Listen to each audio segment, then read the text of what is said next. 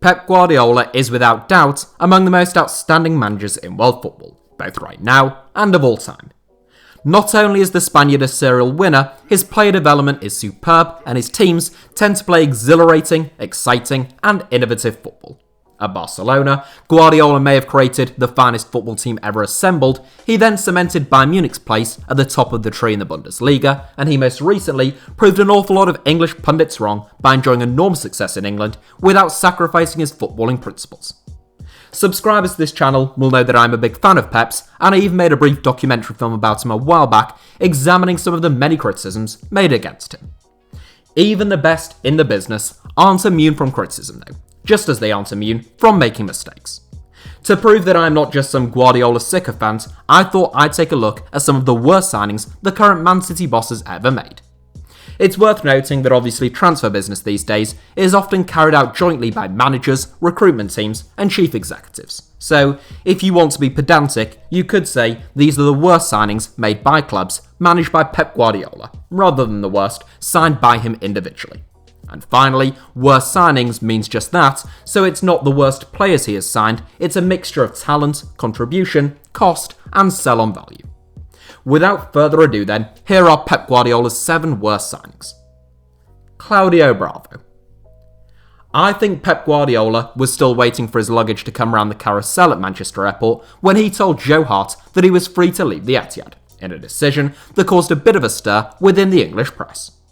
Despite all that Hart had done for the citizens, you could say his career trajectory in the 4 years since somewhat vindicates the former Barcelona boss. Nonetheless, that wasn't the case in his first season when Hart's replacement looked even shakier than the Englishman has done since leaving the club. Claudio Bravo never played under Pep Guardiola at Barcelona, having only joined the club in 2014, but the Chilean number 1 had a good reputation in Catalonia, particularly for playing the ball out from the back. Manchester City paid £17 million to bring the Barcelona number 2 to the Etihad, despite the fact that he was already 33 years old. Bravo was basically a disaster in his debut campaign, starting with an absolute clanger against local rivals Manchester United. After that game, Bravo was lambasted in the press, but Guardiola claimed that he had put in one of the best individual performances that he had ever seen. It was a running theme that season of Bravo catastrophes mixed with managerial support, but Pep's true feelings were reflected the following summer when Man City went out and brought in a new number 1. Ederson has proved to be a much safer pair of hands, as well as being even better with the ball at his feet. Bravo spent the next 3 seasons as the Brazilian's backup before departing in the summer just gone, joining Real Betis on a free transfer. Dimitry Chigirski. Ukrainian international Dimitry Chigirski looked like Pep Guardiola's ideal centre-back during his time at Shakhtar Donetsk. Despite standing at 6'2", Chigirski looked comfortable carrying the ball out from the back, and his distribution into wide areas or into midfield was really impressive. Barca managed to get their man during Pep's second summer in charge as he arrived for a fee of €25 million, which was rather a lot for a centre-back back in 2009. Chigirski is a tall, gangly-looking centre-back, and during his time at the Camp Nou, he never seemed totally in control of his body. In fairness, he was brought in as backup to Carlos Puyol and Gerard Piqué, but it would be reasonable to suggest that when he did get his chance in the first team, Barcelona fans weren't entirely impressed. Chigirski made just 14 appearances in Catalonia, playing a grand total of 851 minutes of football. Despite his dubious displays, Guardiola was keen to keep the Ukrainian at the Camp Nou the following summer, but Sandro Rosell forced a sale. Barca were facing financial difficulties, despite having just won the treble, so Chigirski departed only 12 months on from his arrival for €15 million. He still plays now for AEK Athens in the Greek Super League. Zlatan Ibrahimovic. Zlatan Ibrahimovic is obviously one of the outstanding centre-forwards of the 21st century, and he was actually very good for Barcelona. He makes this 7 by virtue of the finances involved in his signing and eventual sale though, which didn't make for pretty reading on the part of Barcelona's accountants. Following 3 sensational seasons at Inter Milan, Ibrahimovic was among the most sought-after strikers on the planet in the summer of 2009. Barcelona had to pay £59 million plus the services of Samuel Eto'o in order to bring Ibrahimovic to the Camp Nou. Bearing in mind that Eto'o had scored 36 goals the previous season in a treble-winning side and was probably worth close to £50 million himself, Ibrahimovic essentially arrived for what was then a world record fee.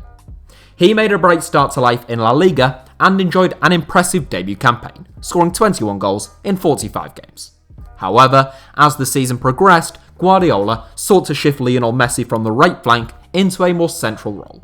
Whilst that decision would help aid Messi on his journey to becoming the best player on the planet, it also scuppered Ibrahimovic's hopes of becoming a regular fixture at the Camp Nou. The big Swede departed after just a single season on loan to AC Milan, whilst accusing Guardiola of buying a Ferrari but driving it like a Fiat. Barcelona only recouped £27 million for Ibrahimovic in total, resulting in a £32 million loss on their cash investment, but arguably more like a £75 million loss when one factors in the sale of Samuel Eto'o as well. John Stones. Of all of Guardiola's signings, this is the one which has disappointed me the most. Partially from the perspective of an England fan, but more importantly, just as a football fan. John Stones had shown enormous promise at Everton as a confident and athletic centre-back who wasn't afraid to stride up from the back with the ball at his feet.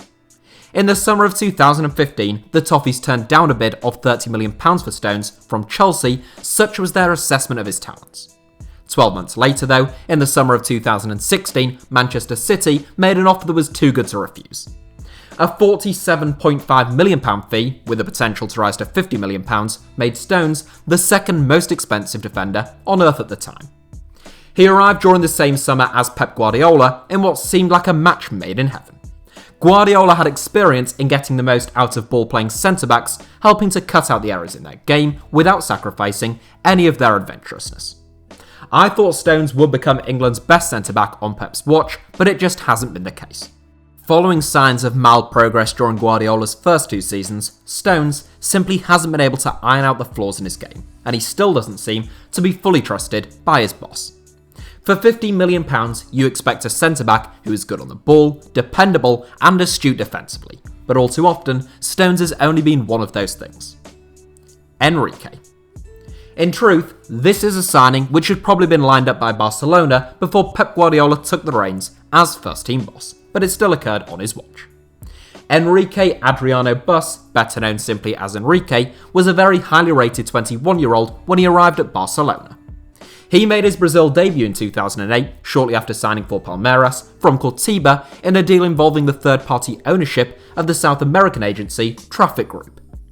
Enrique only made 15 appearances for Palmeiras before making a move to Europe, initially having been linked with Ajax before ultimately signing for Barcelona.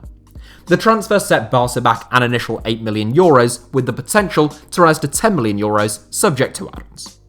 One suspects those add-ons were never triggered since Enrique never actually played for Barcelona. Although he was contracted to the club for 4 years, Enrique went out on loan 3 times, including a 2-year loan deal with Racing Santander, meaning he never actually spent a season at the Camp Nou. Having arrived in the same summer as Pep, Enrique departed in the same summer as Pep, despite having never played under the Spaniard. Barcelona cancelled Enrique's contract, and the Brazilian returned to Palmeiras on a free transfer.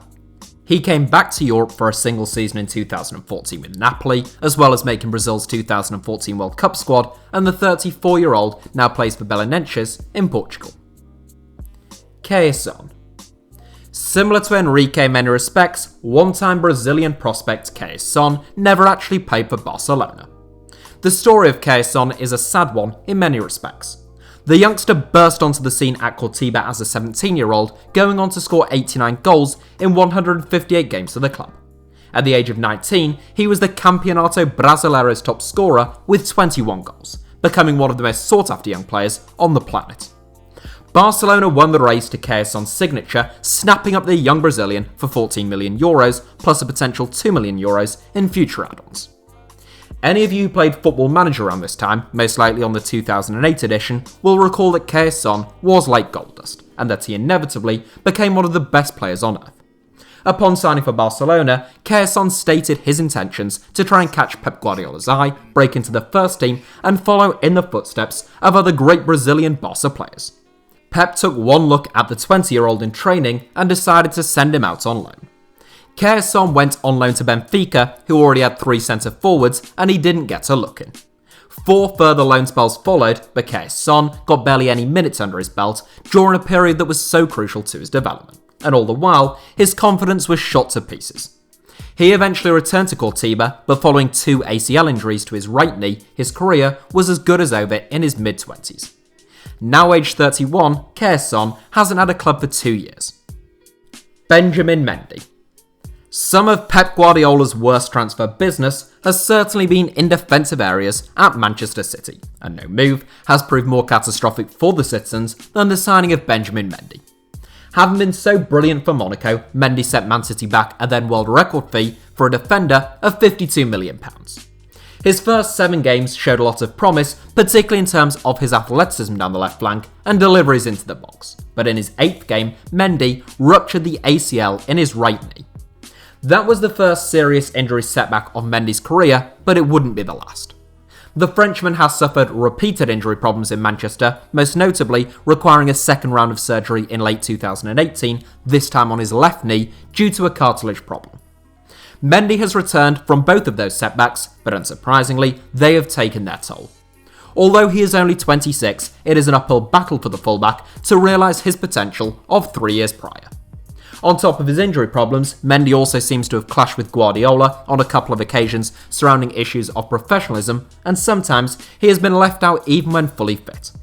There is still time for Mendy to turn things around at the Etihad if he can physically and mentally recover from some of his awful injury problems, and I would love to see that happen, but as things stand, given the fee and wages involved and contrasted with what Man City have received in return, I have to rank Mendy as Pep Guardiola's worst signing to date. So that is it for today's video. But thank you all as ever for watching, give us a like if you enjoyed the video, let me know your thoughts in the comments section, and make sure that you are subscribed and have notifications turned on for HITC Sevens. Oh, and as ever, you can also follow me on Twitter or Instagram, where the username is just at HITC Sevens on both of those platforms.